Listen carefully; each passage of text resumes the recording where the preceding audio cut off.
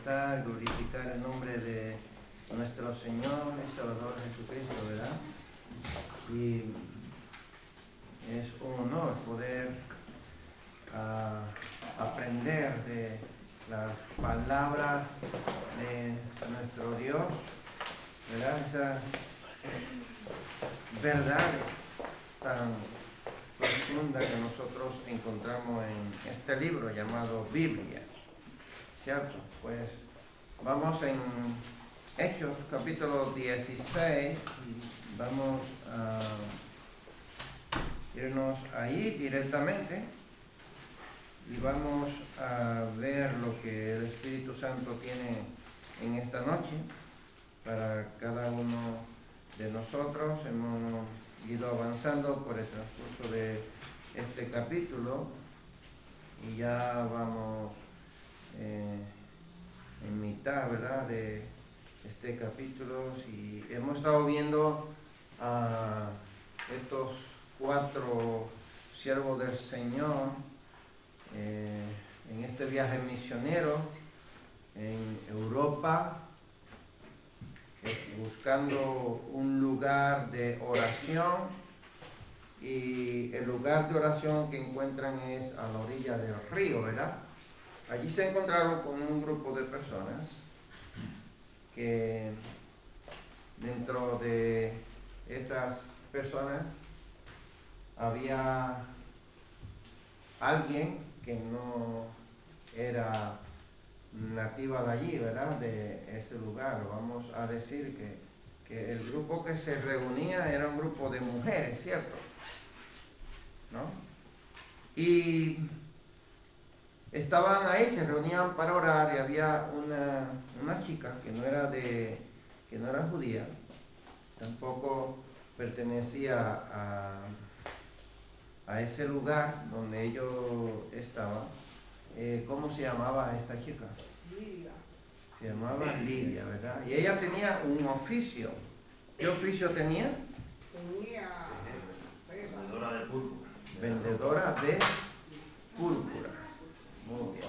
Vendedora de púrpura. O sea que era empresaria, ¿cierto?, ¿no? Y tenía su negocio. Y estuvimos viendo que ella, el día de oración, ese día que se reunían allí las mujeres para orar, ella dejaba sus haceres y iba allí, ¿verdad?, a orar, a escuchar lo que compartían esas mujeres. Y no es que ellas se reunían allí porque querían estar solas.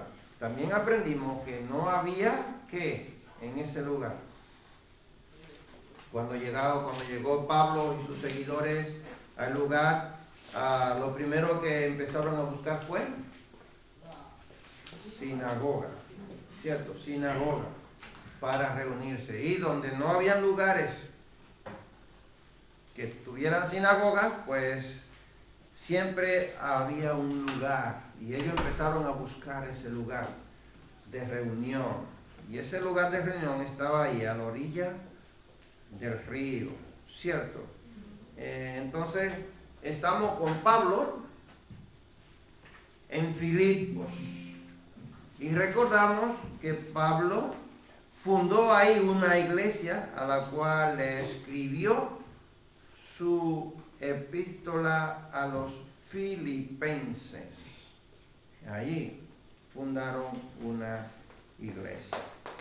Entonces, veremos cómo el ministerio de Pablo, el ministerio tocó a las personas de todas las capas sociales.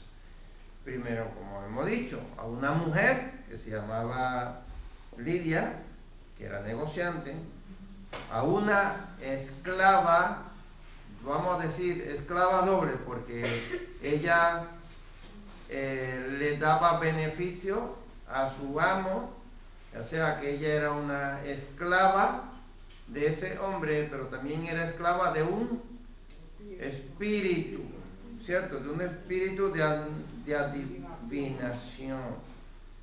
Y también vamos a ver hoy cómo el Espíritu Santo también alcanza a los que están en la cárcel, especialmente al carcelero. Esto es lo que vamos a ver. Vamos a leer los versos bíblicos para que empecemos de versículo 16 hasta el versículo 26, del capítulo 16, verso 16 hasta el verso 26. Vamos a leer 10 versos. Dice: aconteció que mientras íbamos a la oración, nos salió al encuentro una muchacha que tenía espíritu de adivinación, la cual daba gran ganancia a sus amos adivinando. Esta, siguiendo a Pablo y a nosotros, daba voces diciendo: estos hombres son siervos del Dios Altísimo, quienes os anuncian el camino de salvación. Y esto lo hacía por muchos días, mas desagradando a Pablo, éste se volvió y dijo al espíritu: te mando en el nombre de Jesucristo que salgas de ella. Y salió en aquella misma hora. Pero viendo sus amos que había salido la esperanza de su ganancia, prendieron a Pablo y a Silas y los trajeron al foro ante las autoridades.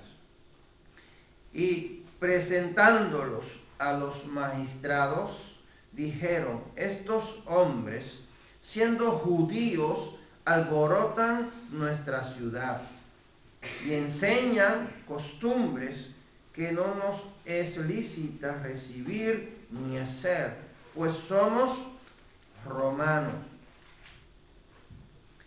Y se agolpó el pueblo contra ellos, y los magistrados, rasgándoles las ropas, ordenaron azotarles con varas.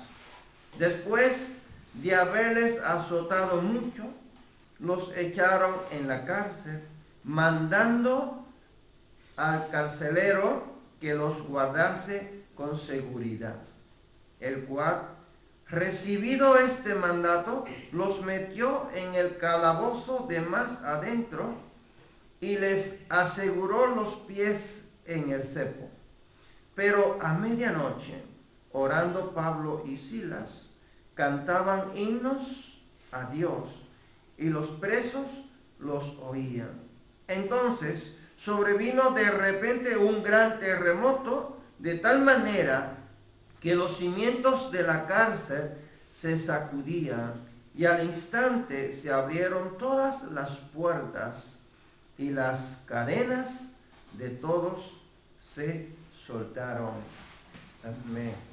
Lo dejamos hasta aquí, porque ya a partir de ahí entramos ya en otro tema más amplio, ¿verdad?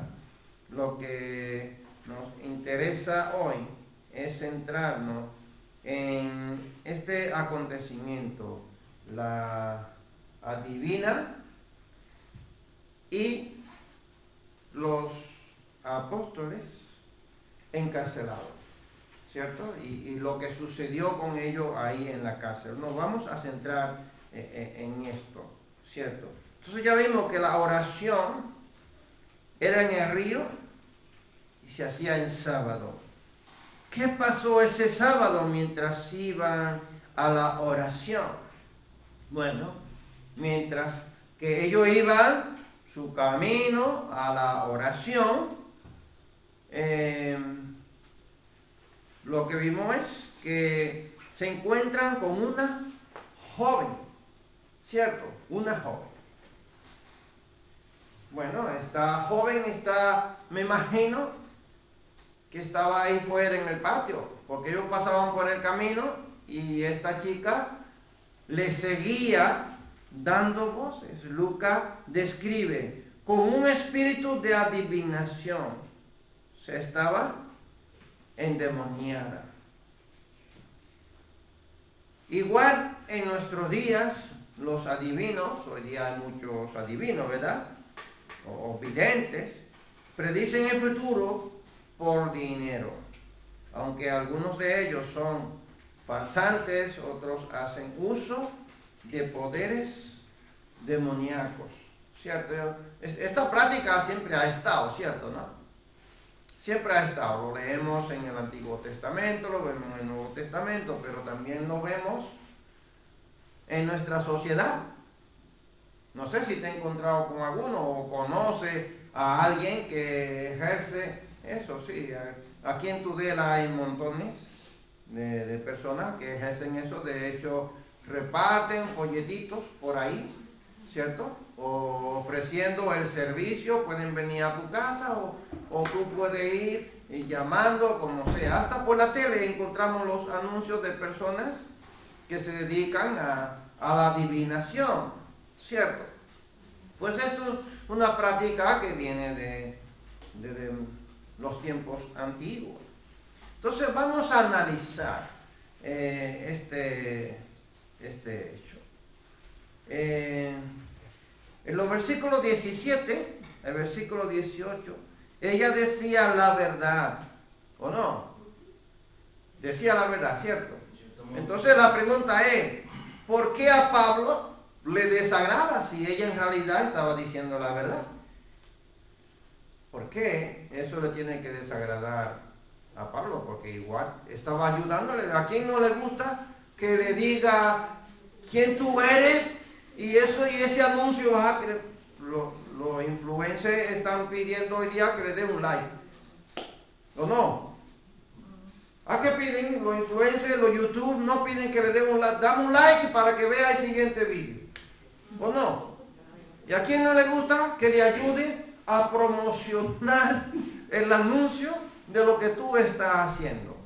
Bueno, Pablo y sus seguidores son misioneros, y a quién no le gustaría que se anuncie, ojalá yo, que anuncien en todas las teles y en todas las radios, Iglesia Camino de Paz, y lo justo es que la gente venga.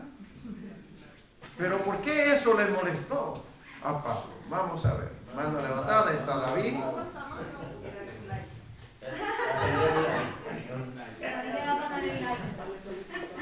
Porque en mi caso digo, yo no quiero que me promocione el diablo.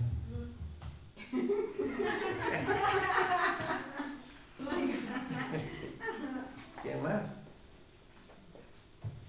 Y Janet también quiere hablar, ¿no?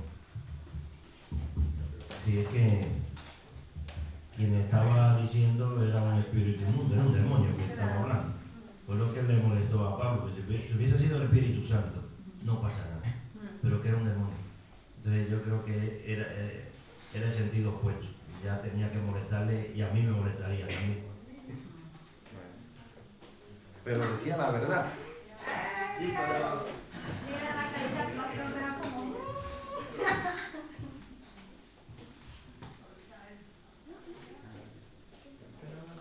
¿No? ¿Nadie más? Satanás en el huerto del Edén le Está- habló. Dámele a Ada. la verdad a él. No, yo una anécdota personal que en un lugar que estaba y no sé, había una vidente y entonces ella le dice, de mí había 2 trabajadores y él dice, mira, en tu casa, en tu empresa, hay 2 trabajadores, mira, hay uno de los trabajadores que tiene un ángel que lo guarda. Y ella fue muy emocionada a decirme, ¿no? Porque la mujer había visto que uno de los 2 tenía un ángel. Y era la chica, había un chico y un chico, yo era la chica. Y yo le dije, pero que eso lo dice la palabra de Dios. Ella no está diciendo algo de evidente. Y le dije, eso que me has dicho es lo que va a hacer que yo renuncie a tu trabajo. Y renuncié a ese trabajo. Porque en realidad ella era evidente. Y a mí me molestó mucho. Porque yo no sé que el ángel de Jehová acampa a nuestro alrededor. Pero que venga un demonio a recordármelo, la verdad que asienta muy mal.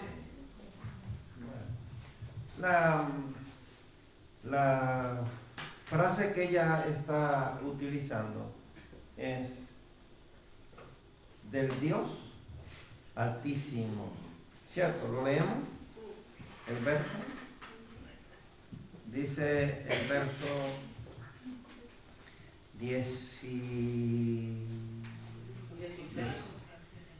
Dice, aconteció que mientras íbamos a la oración, nos salió al encuentro una muchacha que tenía espíritu de adivinación, la cual daba gran ganancia a sus amos. Esta, siguiendo a Pablo y a nosotros, daba voces diciendo: estos hombres son siervos del Dios Altísimo, quienes os anuncian el camino de salvación. Lo sabía todo de ellos, ¿no? Vamos a decir espiritualmente, ¿cierto? ¿No? Conocen que ellos predican el evangelio de la salvación.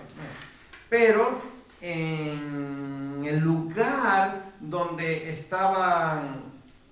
estaba, en Filipo, todo ese territorio, la creencia de ellos era, o sea, la frase, cuando se referían a Dios Altísimo, no se estaban refiriéndose al Dios que nosotros adoramos. Ellos usaban esa frase para referirse ¿a quién? A Zeus, al Dios Zeus. O sea, el Dios Altísimo para ellos era el Dios Zeus. Aunque en Israel, para los judíos, el Dios Altísimo es el Dios que nosotros adoramos, ¿verdad? El Dios de verdad. Entonces, el Dios Altísimo era utilizado. Y era además muy conocido también por las personas de ese lugar. Pero en Filipo era utilizado por eso. Era reconocido al Dios Zeus. Y este espíritu no estaba dando testimonio para glorificar a Dios. Quería asociar el evangelio con los demonios. O sea, ella lo que estaba intentando era confundir a las personas de ese lugar. ¿Entienden, no? ¿Cuál era el propósito de ese demonio? No estaba glorificando a Dios. O sea, la creencia de ellos era, bueno, a ella decir, estos hombres sirven al Dios Altísimo y ellos conocen que el Dios Altísimo es Zeus, me imagino que la multitud iba a ir tras ellos, porque adoraban al Dios de ellos mismos. Lo que pasa es que la cosa se le torció a este espíritu. El espíritu pensaba hacer algo, ¿no? Distorsionar, confundir ahí, porque eso es lo que hace Satanás, ¿o no? Eso es lo que hace.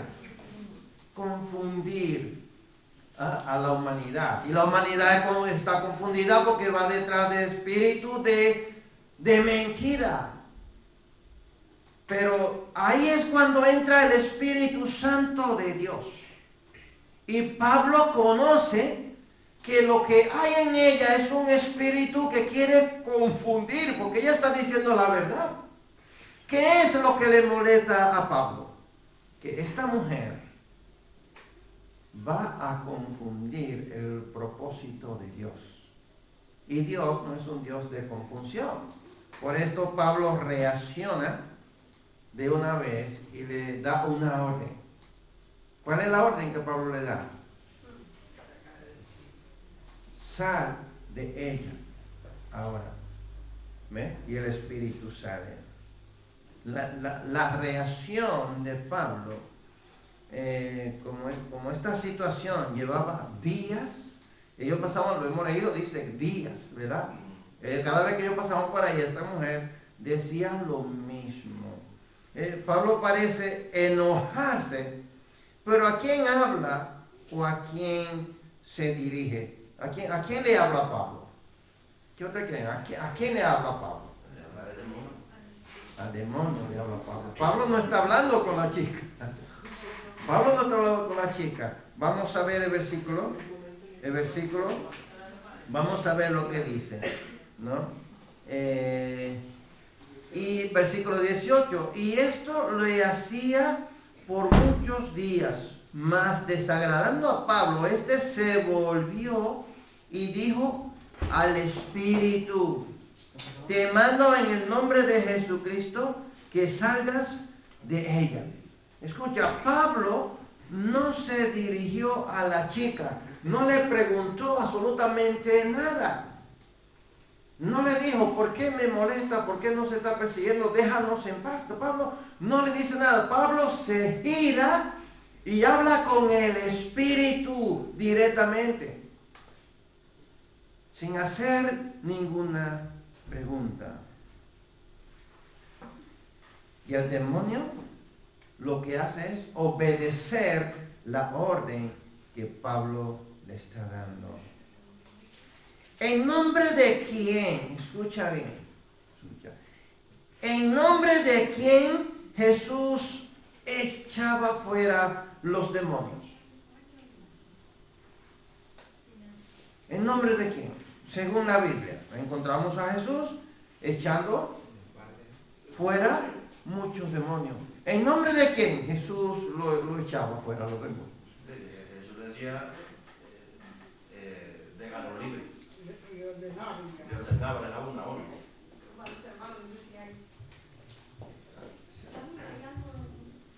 Es que Jesús daba una orden. Decía, sal de él o déjalo libre. Era la palabra que Jesús decía.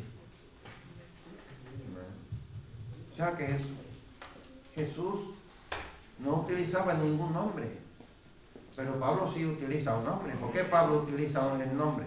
Jesús es Dios. Para echarlo.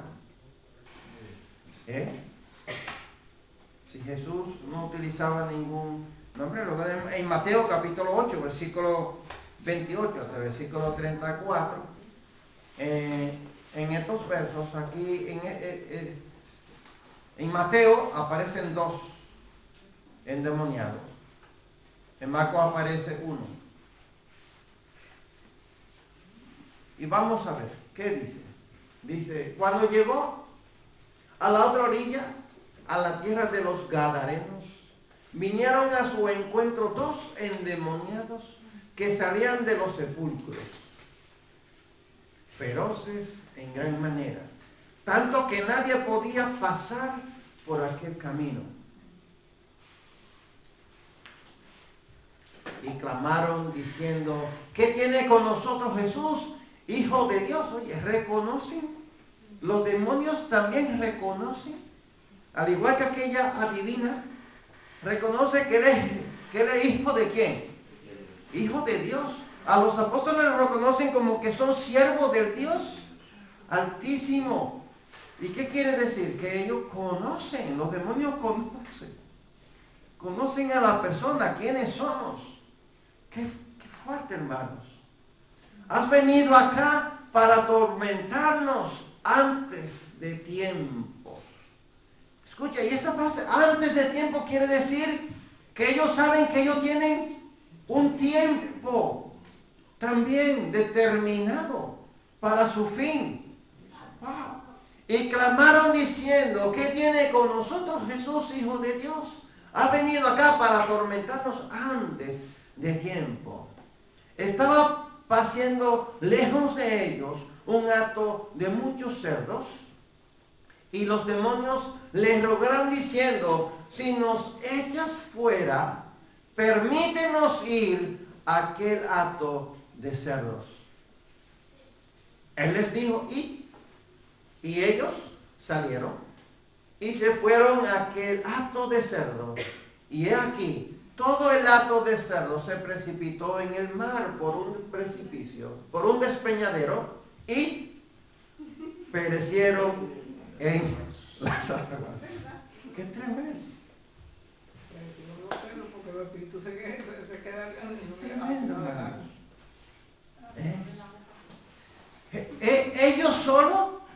Ellos solo deciden lo que van a hacer ante la presencia de Jesús. O sea que Jesús no le da ninguna orden en nombre de nadie. Los demonios solo son los que deciden lo que van a hacer ante la presencia del Dios de la creación. Wow. Sin embargo, Pablo le dice en el nombre de Jesús, te ordeno que salga de ella. Y el demonio obedece. O sea, lo que me llama la atención es que los demonios, los espíritus, conocen todo. Conocen todo. Conocen de Dios y conocen de nosotros. ¿Cierto? Y yo no sé, ¿quién de aquí ha estado en una iglesia donde ha habido alguna persona poseída de demonio? ¿Ninguno? ¿No? ¿Sí? ¿Han estado? ¿Han dado guerra? Sí. Mucha lucha, ¿no? Para salir, ¿cierto? Pero han estado donde un demonio se burle del que está echando fuera ese demonio. Yo sí. Se burlan. Y le dice tú, y se ríen. Sí, se ríen y se burlan. Cuando una persona no tiene autoridad de Dios, no está llena del Espíritu Santo de Dios, se burlan. ¿Recuerdan a los hijos de Zebedeo? ¿Eran los hijos de Zebedeo? Ahora no recuerdo bien. Sí. Estaban echando fuera a unos demonios y le dijeron, nosotros a Pablo lo conocemos, a Pedro lo conocemos, pero a ustedes yo no lo conozco. Yo no sé quién tú eres, le dijo, y los demonios no lo obedecieron. Se le fueron encima y lo desfiguraron, lo dejaron sin ropas y todo herido. No reconocieron la autoridad de los hijos de Zebedeo. ¡Qué tremendo! ¿No? Entonces, ve cómo hay que tener la autoridad de Dios. Jesús no necesitaba, porque Él era autoridad, Él era el creador. Y ellos lo reconocieron desde que Jesús pisó, desde que se bajó de la barca. Ellos sintieron la presencia del Altísimo. Únicamente que pisó, si era que se bajó de la barca, empezaron ellos a gritar. ¿Qué tiene con nosotros? Jesús no tuvo que acercarse ni decirle absolutamente nada. Y esta mujer solamente ve que Pablo y su compañero van siguiendo el camino y ella empieza a dar voces. Entonces, este milagro ocasionó una importante pérdida de ingresos para sus propietarios y originó oposición al Evangelio. Aquí la cosa se torció. Se torció, hermano. Se torció para los apóstoles, porque ahora están metidos en un gran problema. Recuerda que el domingo le dije, una visión. El Espíritu Santo le revela a un macedonio pidiéndole que le ayude. Ellos van allí con esa visión, ¿cierto? Ayudar a este hombre. No se encuentran con este hombre, pero se encuentran con un grupo de mujeres que oraban. ¿Qué oraban? Hijos de Esteban, de Seba, vale, los hijos de Seba, eso sí, los hijos de Seba, perfecto. Los hijos de Seba eran los que estaban echando fuera el demonio. Muchas gracias por la corrección. Entonces, cuando ellos llegan al lugar, todo va bien hasta que esta chica empieza a molestarle. Hasta que Pablo echa fuera este demonio. Una vez que este demonio desaparece, entonces aquí la cosa ya sale mal. No es que sale mal. Vamos a decir que los planes, que los propósitos de Dios empiezan entonces a funcionar. Bueno, para nosotros podemos decir, bueno, es que las cosas nos han salido mal, ¿no? Los propósitos de Dios empezaron a funcionar en ese momento. Porque es cuando la cosa empieza entonces a coger sentido.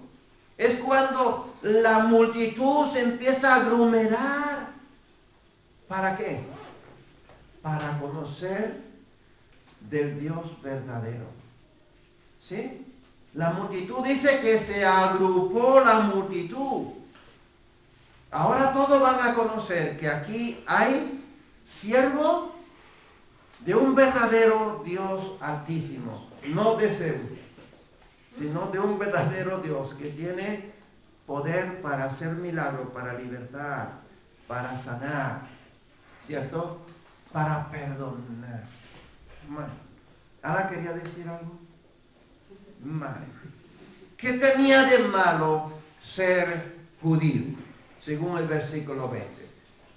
¿Qué tenía de malo ser judío? Porque a ellos lo agarran, le quitan la ropa, lo azotan y lo meten a la cárcel. Versículo 20 dice: y presentándolos a los magistrados, dijeron: estos hombres, siendo judíos, alborotan nuestra ciudad.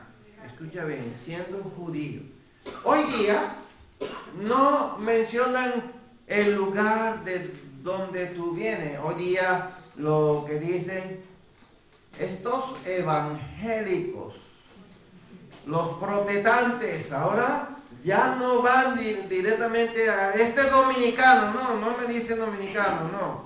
Me acusan de protestante, ¿cierto? A ellos en ese tiempo le acusan a estos judíos. Pero si nosotros alborotamos la ciudad por causa del evangelio, no van a decir, van a decir la iglesia evangélica, ¿cierto? Bueno, ¿qué tenía de malo ser judío?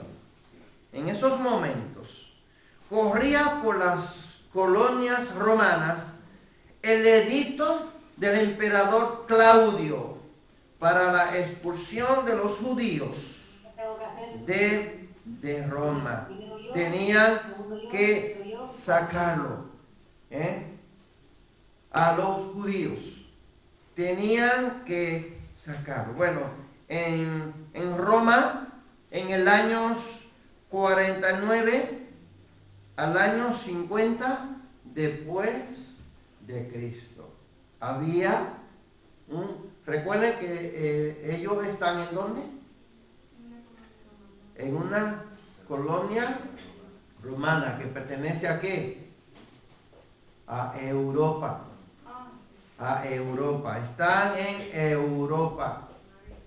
Y allí el gobierno que está es ¿qué? Emperador, el imperio romano. Y hay una orden para hacer retirar a todos los judíos. Y ahora lo que están alborotando la ciudad son judíos. Así que hay una ley de expulsión para los judíos.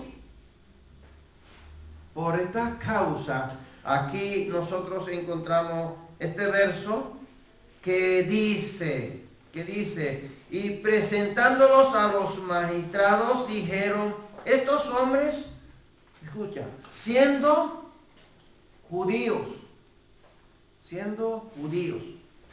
¿Por qué aquí Lucas hace énfasis en esto?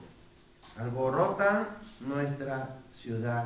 Quiere decir, no son romanos, no son de esta ciudad, son judíos. Hay una orden que tienen que abandonar. Vemos que la razón oficial y falsa ante los magistrados fue que enseñaban costumbres que a los romanos se les prohíbe recibir o practicar. Ya ellos tenían su costumbre, tenían su creencia, tenían sus dios a quien adorar. Zeus. No le hacía falta absolutamente nada más. Ellos, en pocas palabras, nosotros aquí estamos bien. No necesitamos más enseñanza, no necesitamos más religiones, no necesitamos más creencia. Déjenos en paz. Y además, con una persona que puede sobornar a las autoridades por haber perdido la ganancia que tenía de una persona que le daba beneficio por medio de las adivinaciones, mucho más. Mucha presión. La presión, dice, se agrupó, ¿verdad? La multitud. Resultado de la acusación. ¿Cuál fue el resultado? Les arrancaron la ropa, versículo 22. Les dieron muchos golpes. No quiere decir que lo azotaron, no. Oye, escucha bien lo que dice. Enfatiza, muchos golpes. Y los echaron en la cárcel. Versículo 23. Sin proceso alguno. O sea, no le hicieron ningún juicio. Leamos esto en Hechos, el versículo 37, 16, versículo 37. Escucha lo que dice aquí. Pero Pablo les dijo, después de azotarnos públicamente sin sentencia judicial, siendo ciudadanos romanos, nos echaron en la cárcel y ahora nos echan encubiertamente. No, por cierto, si no vengan ellos mismos a sacarnos. Tremendo problema que se han encontrado aquí estas autoridades. Porque ellos lo azotan, ellos lo condenan, porque ellos son ¿qué? Son judíos. Pero, claro, a ellos no les juzgaron, no les llevaron ningún juicio. A ellos directamente le pegaron, pero se encuentran con un grave problema, porque ellos también eran ciudadanos romanos. Le llevaron al calabozo de más adentro y les sujetaron los pies en el cepo. Desde el versículo 22 hasta el versículo 24, nosotros encontramos aquí este proceso que le hicieron a ellos.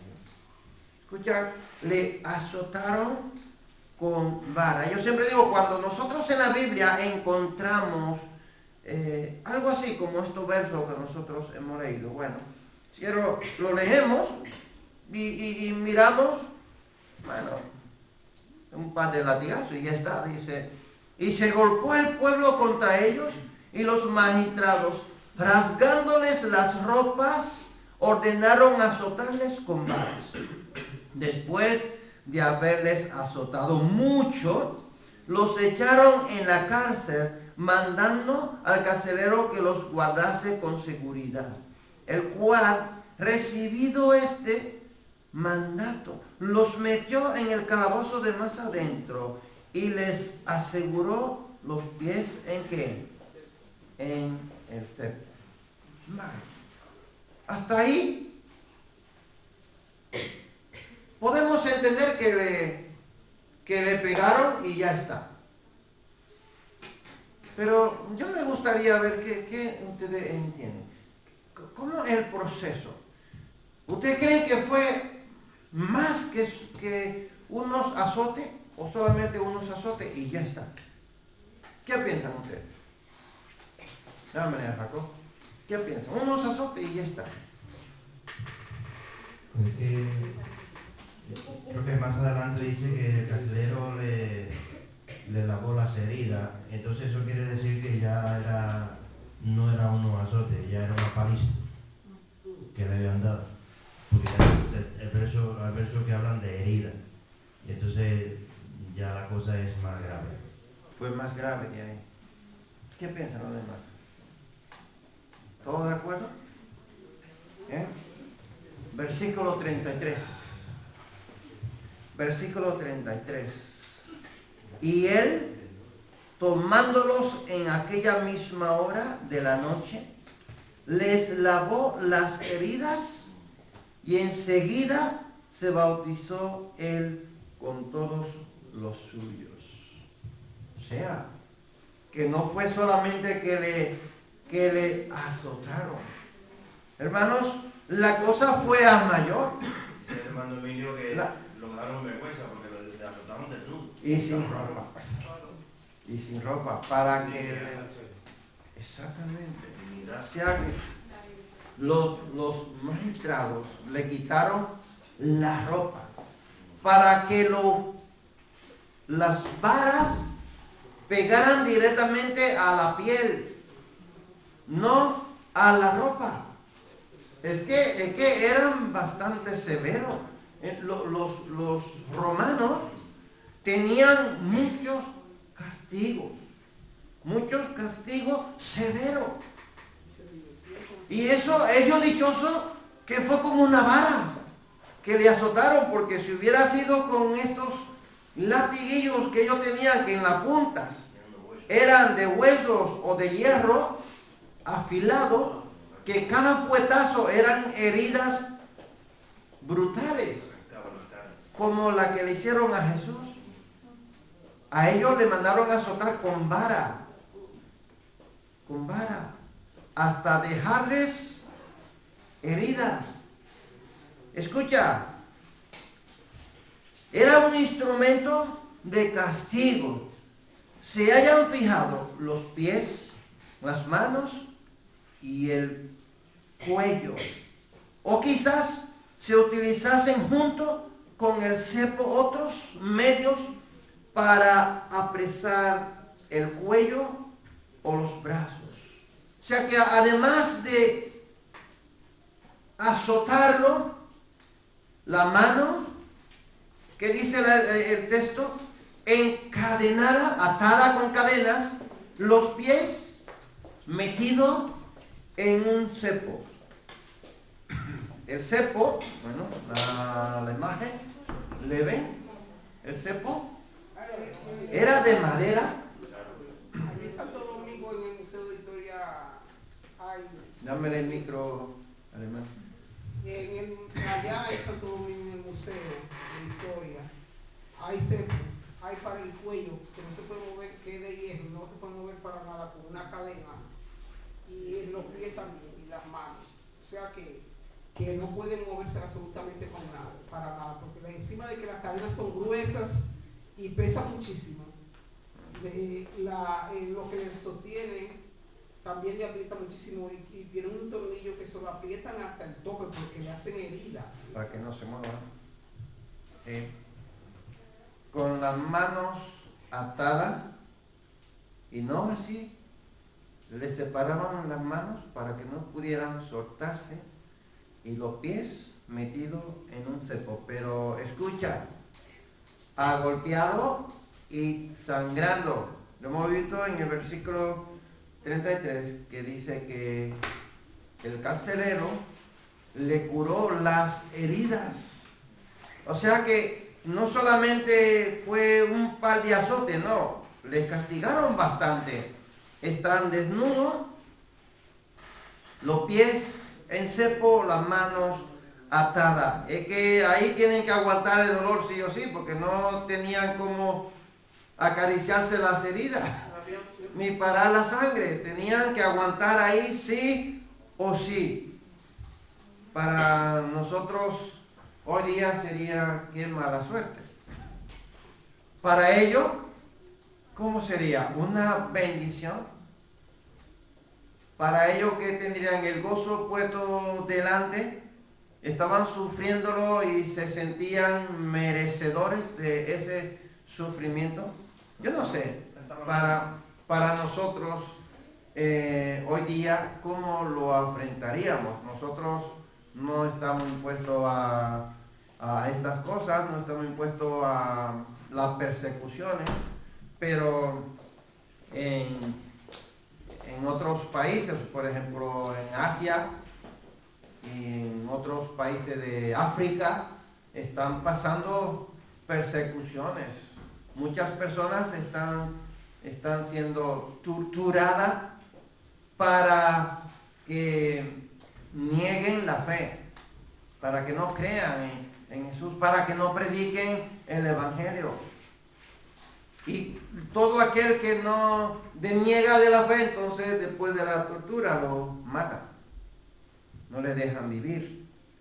Sin embargo, nosotros tenemos mucha libertad, ¿cierto? Libertad para adorar, libertad de culto, libertad de religión. Pero en este momento ellos están pasando un momento bastante difícil. ¿Por qué la mayoría de los creyentes nos gusta cantar en las aflicciones de nuestras vidas? ¿Te gusta cantar en las aflicciones? ¿Alguna vez has estado afligido y canta?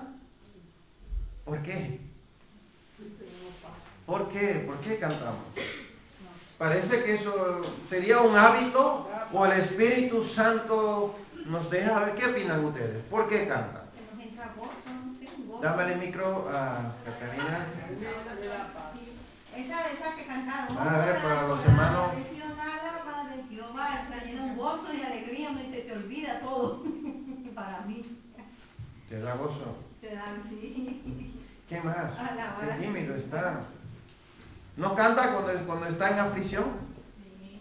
No, yo canto cuando estoy en aflicción. A veces afligidos pensamos que es cuando estamos tristes, no, cuando estamos en problemas, cuando estamos enfermos, cuando estamos pasando momentos difíciles que pensamos que no vamos a salir, que ya es nuestro fin. Ahí nosotros empezamos a cantar, ¿verdad? Sí, es un himno antiguo que mi madre canta todavía, que en el corillo dice: en el dolor es mejor cantar. Yo creo que uno se llena de gozo porque cuando tiene aflicción, el mismo libro de Santiago, capítulo 5, ¿no? Cuando dice que el que esté triste cante, ¿cómo es?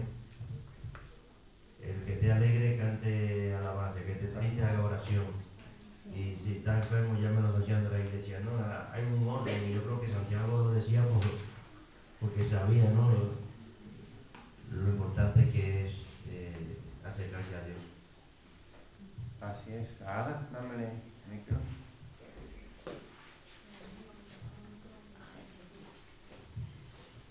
Jesús en el Getsemaní también cantó. El canto nos trae sanidad, no importa si lo hace bien o si lo hace mal o cómo lo hace. Lo que produce en nuestro corazón es sanidad, y además Dios canta sobre nosotros, dice Sofonías 3:17. Entonces yo creo que cantamos porque somos hechuras a imagen de Dios, y Jesús mismo, que fue Dios encarnado, él también cantó en Getsemaní. Me gustaría, o sea, hay gente que dice que cantó, pero me hubiera encantado estar ahí, y Jesús estaba sufriendo muchísimo de estrés, su sudor era sangre, y en vez de quejarse, porque lo opuesto a cantar, bueno, a menos que sea bachata, lo opuesto a cantar es quejarse. O sea, es una expresión del alma, y Jacob siempre dice que son oraciones cantadas. Así es. Entonces, Emilio, por fin se anima, Emilio.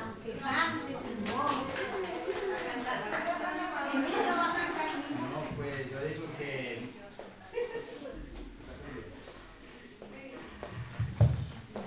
bueno, pues yo digo que, o sea, muchas veces los hermanos cantan es porque se sienten identificados con algunas de las canciones, y eso era como un aliento como para seguir en la lucha, o también como Te motiva.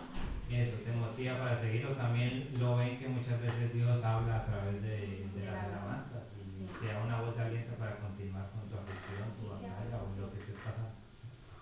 Así es. Entonces, cantar nos ayuda a centrarnos en las verdades de Dios, que pueden nublarse por las emociones de los eventos que nosotros sufrimos, en los momentos difíciles, ¿verdad? Usamos salmos para decirle al alma que las circunstancias no triunfan ante los planes divinos. O sea, nos fortalecen, ¿verdad? Nos ayuda a continuar y a que el proceso sea más liviano, ¿cierto? Sea más liviano. En el versículo 25 vemos que los otros presos los escuchaban. Aquí estaban ellos estaban cantando, ¿verdad? Estaban cantando, verso 25, pero a medianoche, orando Pablo y Silas, cantaban himnos a Dios y los presos los oían. O sea, pies en cepo, mano atada, están golpeados, con dolor, sangrando, y están cantando y orando. ¿Algo? Sí, quería, antes que pase a ese verso 25, es que en el verso 20 hay otra parte que en un tiempo, ¿no? Allí en San Juan, me puse a indagar un poco el tema sobre el odio que la persona pues tiene hacia algo y la consecuencia que acarrea, ¿no? Ese odio de la persona. Porque aquí en el verso 20 dice que Pablo y Silas lo metieron preso, ¿no? Y le azotaron. Pero que en ese grupo andaba Lucas y andaba Timoteo, porque eran 4 que andaban. Cuando salieron de la misión otra vez de regreso hacia atrás otra vez, cuando el Espíritu Santo le prohibió entrar a algunas ciudades, y después Pablo vio la visión del joven macedonio que decía pasa y ayúdanos. Eran 4 que iban. Entonces aparecen 2 agolpeados nada más.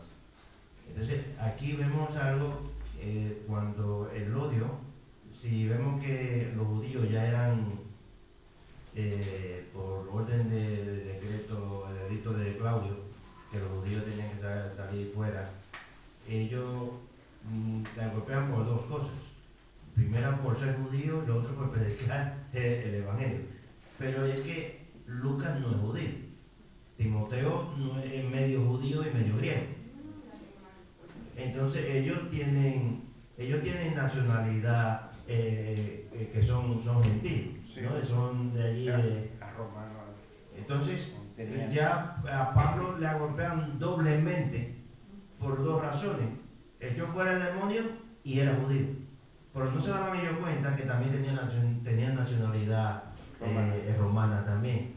Que era, entonces es cuando hoy en día todavía vemos que se persigue a alguien por color o por ser de tal nacionalidad, eso hoy en día lo vemos todavía y lo vemos en las noticias. Entonces ese odio que lo que lleva es el pecado, ¿no?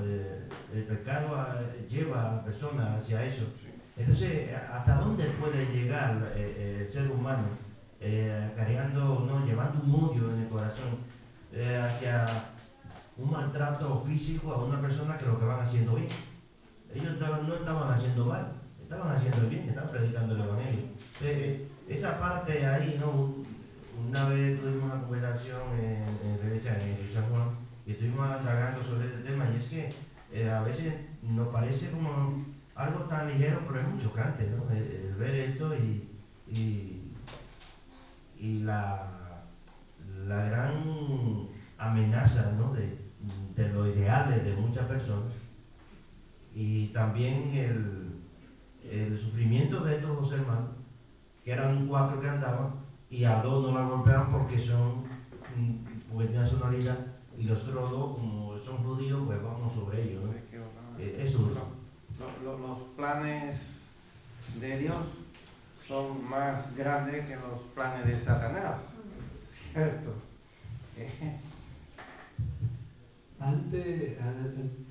Lo que quería preguntar era, no he indagado tanto, ¿cuál es el mecanismo que se utilizaba para usted poder identificar la nacionalidad de alguien? Ellos andaban con un documento, algo, porque veo que en ningún momento la Biblia relata, por lo menos no lo he visto. Hay, por ejemplo, en la actualidad, su documentación, y ya con la documentación, pero la pregunta mía, porque no lo veo aquí, tampoco lo he indagado tanto. Sí, tenían, porque por la adquirían, la facción de la cara, a veces no parece, una nacionalidad se puede confundir con la otra. adquirían la nacionalidad, igual que hoy día que vamos a un juzgado y nos da una entidad no de esta política, ¿cierto? Entonces ellos adquirían nacionalidad por pertenecer a en ese entonces era el Imperio Romano que gobernaba, ¿no? Y no sé qué proceso tenía, no sé el proceso cuál era, pero sí que le daban a ellos un documento y además el idioma, el habla, el físico, hasta igual que el día de hoy día si estoy junto con uno de Colombia se me ve que el físico no es igual, ¿cierto? ¿No? El habla no es la misma, o sea que hay muchas características por las cuales físicamente podemos identificar el lugar de dónde es, de qué país es esa persona, ¿cierto? ¿No? Un ecuatoriano muy diferente que un hondureño, ¿no? Son físicos muy distintos. Los dominicanos nos parecemos un poquito a los colombianos, pero que el habla nos delata, ¿no? Porque, ¿cierto? Pero sí que tenían ellos algo que lo identificaba como que tenía esa nacionalidad. De hecho, Pablo lo dice en varios de los escritos. También la forma de vestir también podía ser otra forma. En la otra parte es que había nacionalidad que la compraba. Cuando Pablo está preso en Jerusalén y él pide que lo lleven a Roma, cuando él está preso aparece uno llamado Félix, que Félix le dice, pero ¿de dónde tienes tú la nacionalidad? Y dice, no, que yo la tengo de nacimiento, le dice Pablo. Dice, pero yo la he conseguido con una suma grande de dinero, lo cual se negociaba también, se conseguía a precio. Sí. Pues sí. Bueno, entonces, no sé si quería decir algo, dame el micro. Que textualmente, o sea, textualmente, bíblicamente, por lo menos eso es lo que me ha costado a mí indagar. O sea, en algún momento, yo soy judío, yo soy romano, y le mostré esto es lo que a veces por lo menos no lo he visto. Me imagino que sí, habrán escrito, pero yo por lo menos no me he tropezado. Pues yo tengo mi experiencia, a mí me confunden con toda nacionalidad, menos con dominicano, hasta que no abre la boca. Por eso lo digo. Porque bíblicamente, por lo menos yo no me he tropezado con algún pasaje que me diga, y le mostré mi identificación. Por lo menos no lo he visto, y por eso mi curiosidad, no por otra cosa. Sí, ellos adquirían la nacionalidad romana, los judíos adquirían la nacionalidad romana. Claro, en la Biblia no especifica, pero qué documentación tenía, pero sí los arqueólogos han encontrado ciertas fichas de arcilla con nombres de personas. Es posible que le dieran una tablita, no lo sé, pero de algunos de los apóstoles, en la iglesia esta, en una ruina que hay en Antioquía, han encontrado allí las insignias con el nombre de Pedro y de algunos de los otros apóstoles. Han encontrado los arqueólogos. Lo que no tiene, la Biblia no encontramos específicamente cómo era, o igual podía ser de papyrus, un trozo de papyrus, ¿no? Con el nombre, con los datos de que diga que tiene nacionalidad romana. De alguna manera sí podían ellos mostrarlo, porque encontramos a Pablo diciendo, yo soy romano y de una manera podía presentar, me imagino, ¿no? A ver, David. Yo iba a responder, pero de una manera más amplia, no sé si te pedían, porque eso solo te lo podía pedir un soldado o alguien, ahí te reconocía cualquiera, ¿no? Y no iba cualquiera a preguntarte, oye, enséñame el DNI. Y yo, no, porque a lo que me refiero, por lo que voy a hablar ahora. Y entonces, yo sí que veo en la Biblia la forma de diferenciarla. Tú veías a un judío y sabías que era judío, pero porque Dios se encarga desde que salen de Egipto hasta que llegan a la tierra prometida, se encargan de darle todas esas normas para diferenciarse de todo el mundo. O sea, todo lo que está mandando Dios ahí, todas las leyes, todo es para diferenciarse del mundo. Entonces tú cuando veías a un judío, lo veías de lejos. Sabías que era por su forma de vestir, por su dieta, por lo que comía, lo que hacía, por todo. Así que cuando te iban a meter preso, pues supongo que tendrías que sacar algo para decir, ¿no? Que yo soy romano. Me imagino que tendrían Ahora un preso, pero a la hora que la gente te señala por la calle, tiene que ser por todo eso. Sí. Pero tenía que presentar, porque él decir yo soy, hemos leído aquí que él dice, siendo ciudadanos romanos, nos han azotado, nos han metido a la cárcel y ahora en secreto nos quieren sacar. Y dice que vengan ellos a sacarnos. O sea, él tenía algún documento que podía presentarle y decirle que físicamente sabían que era judío, pero él está asegurando de que él es ciudadano, o sea que tiene no nacionalidad, sino ciudadanía.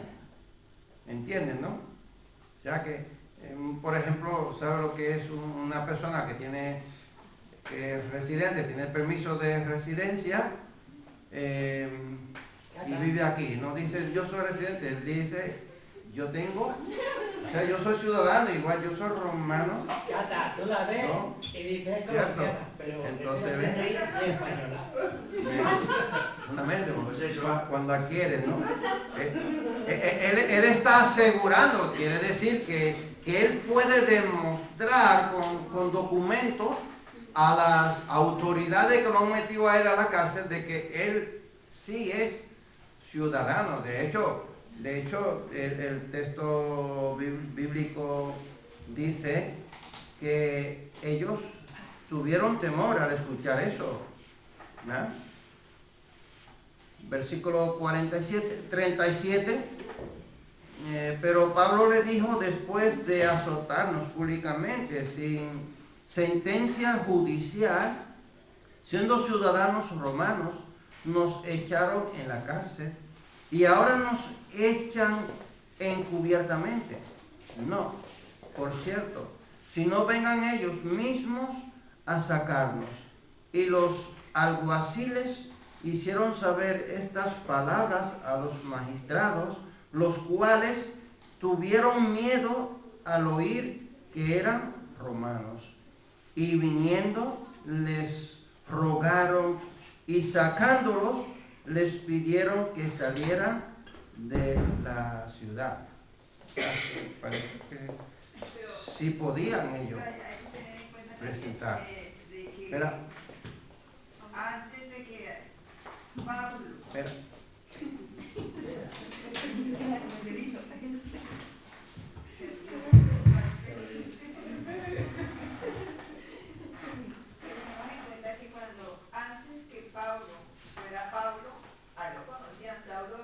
Saulo lo conocía media Roma y todo el mundo, o sea, antes de que fuera apóstol y seguidor de Cristo, lo conocían, entonces de todo el mundo de su ciudadanía y lo conocían. Imagino que cuando él dijo, soy romano, él debe tener presentado también documentos, a pesar de que siendo apóstol no perdían su identificación de lo que era antes. Uno no pierde su identidad. No.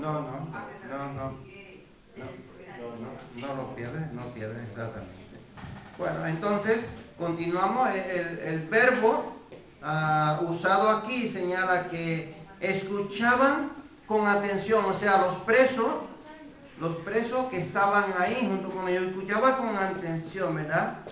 El verbo original expresa el escuchar atentamente y con gozo. Estos cautivos echaron el mensaje de Dios, escucharon, ¿verdad?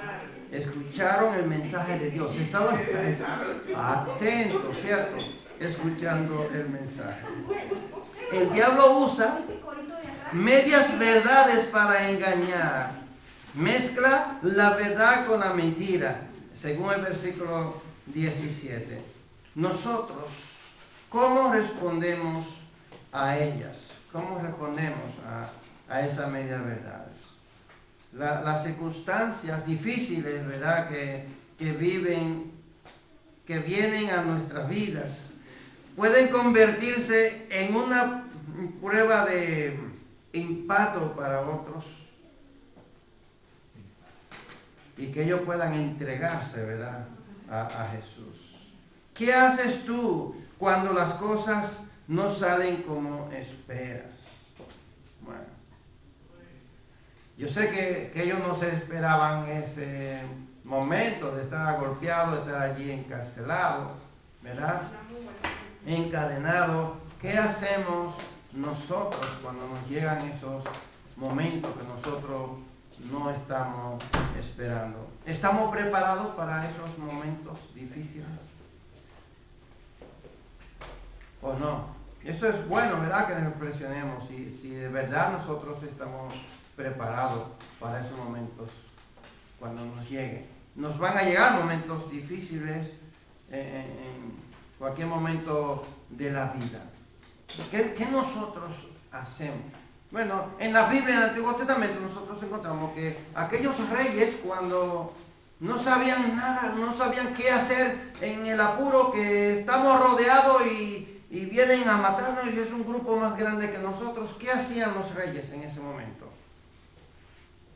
Se ponían de rodillas a orar, a pedir dirección de Dios y a pedir perdón. Y en varias ocasiones habían grupos que empezaban a alabar, rodeados por los enemigos, y empezaban a cantar alabanzas a Dios. Y el pueblo estaba orando y cantando, y Dios le libraba de los momentos difíciles. Y es lo que estos dos hombres están haciendo. Están orando y están cantando en un momento difícil. ¿Y Dios qué hace en respuesta? Librarle, ¿verdad? Librarle. Entonces, estando los misioneros en la cárcel, ahora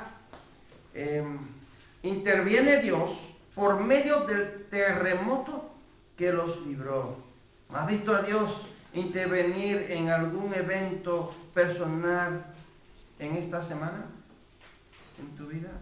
¿Lo has visto obrar de una manera extraordinaria? Dios siempre está obrando de manera extraordinaria en nuestra vida. A veces no lo vemos, pero a cada momento Dios está obrando en nuestra vida, a nuestro alrededor.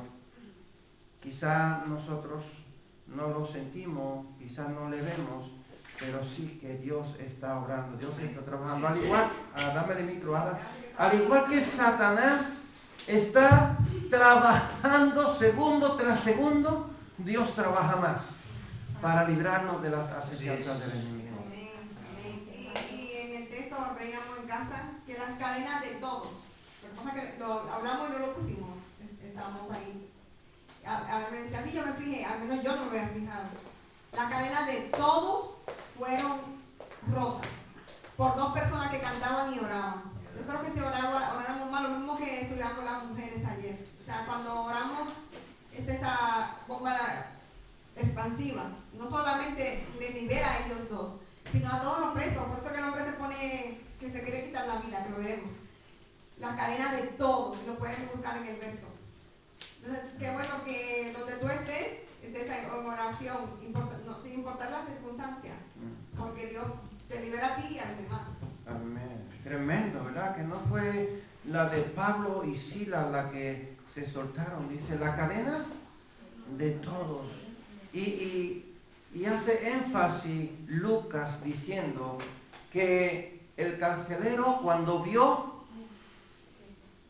que todas las puertas estaban abiertas, se iba a matar, sacó una espada para matarse. O sea, se podían haber ido los presos, pero los presos estaban tan emocionados, estaban tan concentrados, tan atentos a escuchar la alabanza de Pablo y de Silas, que ellos se quisieron quedar ahí tranquilos, escuchando, de tal manera que Pablo le dice, no te haga daño, estamos todos aquí. Imagínate qué escenario tenían allí estos dos hombres, encadenados, dos hombres, cantando y adorando a Dios, orando. Dice una canción que cuando amamos a Dios suceden cosas maravillosas. Amén, así es, hermanos. Cuando nosotros empezamos a clamar a Dios, suceden cosas grandes. Si la iglesia orara, si nosotros buscáramos más de Dios, las cosas fueran diferentes, hermanos. Si nosotros tuviéramos una vida más de adoración, oración, alabanza, las cosas fueran diferentes en nuestra vida, tuviéramos más luchas. Eso sí, yo sé que no damos más por evitar tener más lucha, porque mientras más tú busques a Dios, más lucha vas a tener. Igual queremos ir más relajados, más deteniendo, no, que no quiero luchar tanto. Pero las bendiciones son más grandes. Muchas veces nuestras luchas son espirituales, no con personas, son espirituales. Pablo usó un arma poderosa, la autoridad de Cristo fue lo que lo utilizó. Y termino con tu propia arma espiritual. Está en 2 de Corintios capítulo 10 versículo 4 y 6. Porque las armas de nuestra milicia no son carnales, sino poderosas en Dios para la destrucción de fortalezas, derribando argumentos y toda altivez que se levanta contra el conocimiento de Dios, y llevando cautivo todo pensamiento a la obediencia a Cristo. Bueno, y yo quiero hacerte una pregunta. ¿Alguna vez has tenido tu oposición o crítica alguna de un ateo? Yo nunca he tenido lucha con un ateo. Yo no sé si tú has tenido lucha con un ateo. Nunca se ha metido con mis creencias. Sin embargo, la lucha que nosotros tenemos son con personas religiosas, ¿o no? ¿O me equivoco? Es que yo esta mañana, cuando yo analizaba el tema, yo estaba ahí pensando, pero es que con la gente del mundo nosotros no tenemos lucha. ¿Con quién nosotros tenemos luchas? Nuestras luchas son con personas religiosas que tienen creencias de adorar a Dios, puntos de vista diferentes. Ahí está nuestra lucha, no están ahí nuestra lucha. Piensa un poco, a ver si yo soy el que estoy equivocado, si me equivoco, o yo tengo un mal pensamiento de lo que es tremendo, ¿no? Que Dios le bendiga, hermanos, que Dios le guarde.